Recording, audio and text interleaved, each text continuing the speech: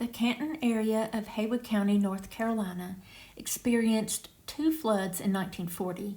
They were 17 days apart on August 13th and August 30th.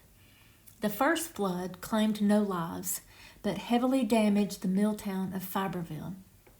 The second flood caused more damage and claimed the lives of two people when their house was swept away. The 1940 flooding resulted in a temporary shutdown of Champion paper and the devastation of many homes and businesses. We are fortunate today to hear the personal story from Bill Roland, who was a 9-year-old child in 1940 and whose father worked at the mill. During the floods of 1940 and their aftermath, Mr. Robertson dedicated many of the resources of Champion Paper and Fiber Company to the assistance of the residents of Fibreville and the residents of Canton. And before the flooding, as it began, he deployed the company's fleet of trucks to try to help people move as much of their belongings as they could out of harm's way as the floods approached. After the flooding, Champion, who owned all the houses in Fibreville and rented them to their the employees who lived there, undertook to remodel and restore all the houses in Lower Fibreville. Quite an undertaking. I remember the floors in our house, they were tongue and groove lumber, and after the flood, the water swelled those floors so that each piece of lumber formed a peak and a valley. So the whole floor was all this series of peaks and valleys all the way to the length of the floor. And it was almost impossible to walk on the floor. In order to repair the houses in Fibreville, Champion converted one of the houses on B Avenue, I think it was number 5 maybe, to a shop for carpenters, electricians, and plumbers, with saws, cleaners, and jointers, and so on, all supplied by the company.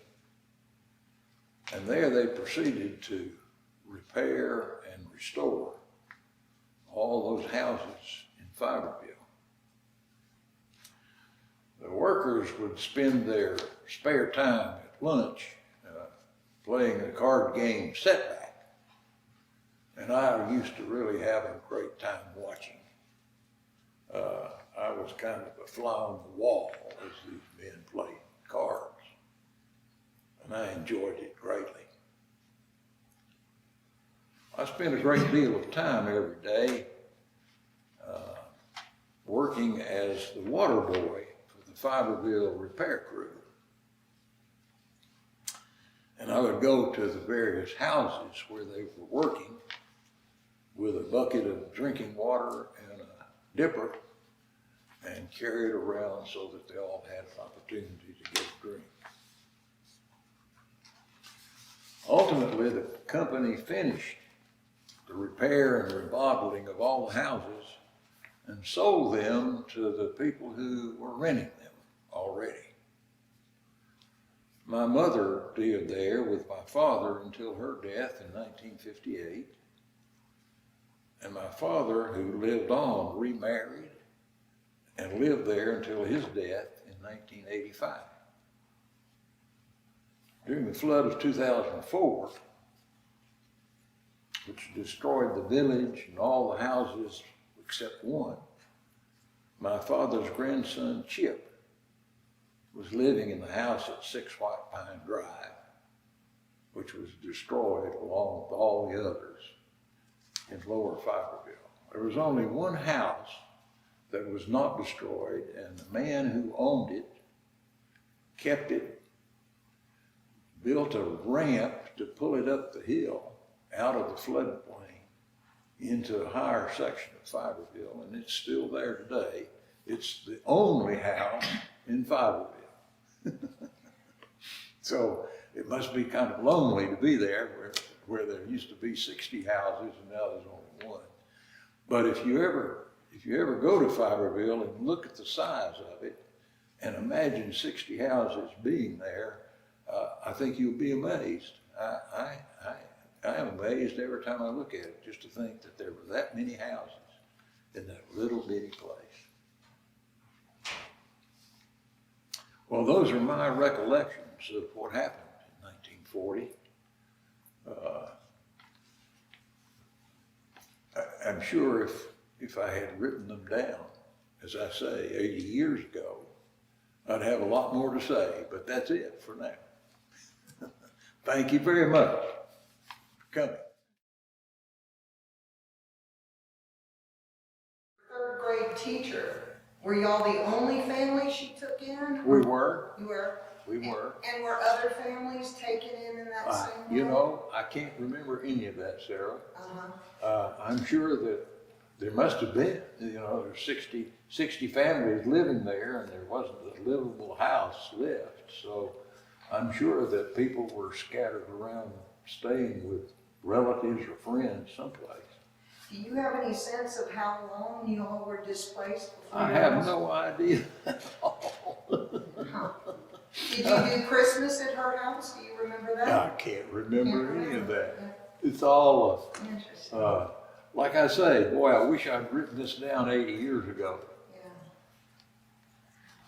That is something. I'm gonna go look at that house that's still there. Pardon? I'm gonna go look for that house that's still there. Oh yeah, there's one house. It's down below the midpoint of Fibreville. I don't know what the address was down there, something like C Avenue or something like that. But the man who owned it, instead of simply letting it be condemned and torn down, moved it, worked it, and it's now quite an attractive house. Down at the very lower end of Fibreville, let's see if I can, yeah, I mean, as you started down toward the lower end of Fibreville, a pretty good ways down, the streets disappeared, and you just had one street that went down through the rest of Fibreville, and there were houses just on the hillside of that one street. And as you went on down there, finally you got to the end of the houses, and then you got to the pig pen. And everybody in Fibreville had a hog. I don't know how many hogs there were, but they had a lot of pig pens down along the road going on down below Fibreville. And about this time every year, we got out of school one day for hog killing day. And they killed hogs all day long. It was quite an operation. Champion gave them a big truck, and they put barrels of boiling water on there and dumped the hogs in them to get the hair off and all that kind of thing. And then when you got to the end of the hog pens, you got down to the park. There was a great big field down there. We called it the park.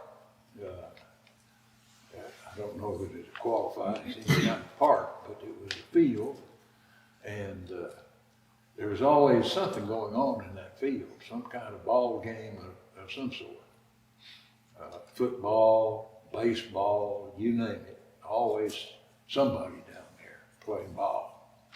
So if you wanted to play ball, you didn't have any problem. You went to the park and there's always somebody there. Growing up in Fibreville was the most exciting thing in the world because there were 60 families around there, and that means there are probably 200 kids. And we just had a ball all the time. There was all the time something going on. Somebody was either jumping in the river or something. I can't imagine. There were people who went swimming in the river down there. I couldn't imagine it. It looked like me like it'd take your skin off, because at the time the foam on the river was 4 feet deep, and it was a terrible thing to see. Today, the river is pretty clean. If you go look at it, it has a little color to it.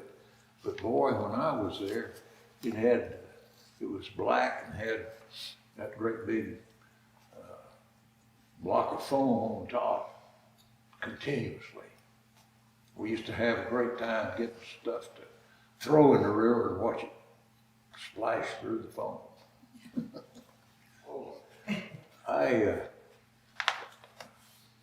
From the time I was in, I guess, middle school, I ordered a sleeping bag shell from L.L. Bean. My mother sewed 2 blankets in it, and that's what I slept in on the floor in the living room for the rest of my time there. I would unroll it, get in it at night, and then in the morning I'd roll it up and stuff it under the table. And then we would always have, in addition to my mother and father and my Aunt Alice, we'd always have at least one cousin who stayed with us. My dad, fortunately, was employed all through the Depression, and he was one of the only members of the family, and it was a pretty good sized family. My mother, I think, was one of 12 children, and I think my father was too. So I had a bunch of aunts and uncles and cousins. I don't even know who they all are, but we always had some of them who were staying with us. So the mill operated completely through the Depression? Yes, it did. I think, I can't remember, there was some kind of labor problem about 1928, I think, that resulted in it being closed for a little while. But basically it operated all through the 20s and 30s. And what was your dad's job at the mill? He started out as blacksmith's assistant over in Smokemont when Champion had the big lumber operation at Smokemont, and then he transferred to Canton and became a machinist, worked as a machinist, and then became a machine repairman and maintenance man for the paper machines at the mill. And that's what he did until his retirement. Since this is being recorded, could you just share quickly how the little 9-year-old boy got out of Fibreville and ended up at Duke University becoming a physicist? Well, yeah, I was walking home one day on Park Street, and had just gotten to the end of the bridge, coming across the bridge from high school, headed toward home, and this big old black car pulled up, and this dignified-looking gentleman stuck his head out the door and said, "Hey, Sonny, can you tell me where Billy Roland lived?" And I said, well, yes, sir, I can do better than that. I can take you there if you want to go. And so he said, well, hop in. And he went to my house. And the first day I was down there, they had a Pantographic Accelerator, by the way, has a big belt inside. It's probably 4 feet wide. And it runs between two big pulleys, one down at the ground level of the machine and the other up at the high voltage terminal.